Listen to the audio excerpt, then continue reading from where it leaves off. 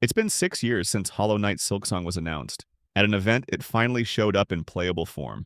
I managed to get about 20 minutes with it, split between two different demo areas. That short time was enough to get a sense of how it feels and what has changed compared to the first game.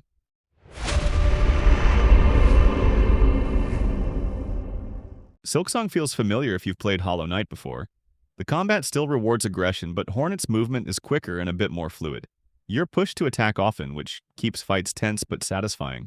New abilities like the kunai throw add variety without overcomplicating things. Healing has also been adjusted so it doesn't clash as much with special attacks, making the system feel smoother. I tried two sections, Moss Grove and Deep Docks. Moss Grove looks like the starting area with simple enemies and a straightforward boss called the Moss Mother. It felt easy, more like a tutorial than a challenge. Deep Docks, on the other hand, was dense and maze-like, full of elevators, enemies, and hidden room. It ended with a boss fight against Lace, who was fast, punishing, and a real test of reflexes. I didn't last long.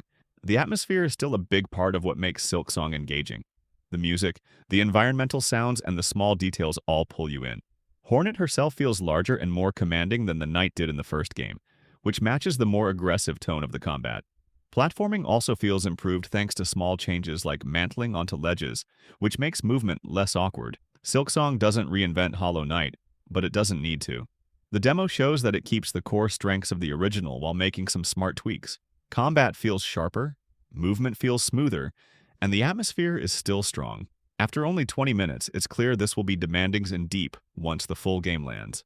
For more, check out our reviews of Lost Soul Aside or Shinobi Art of Vengeance. Thanks for watching.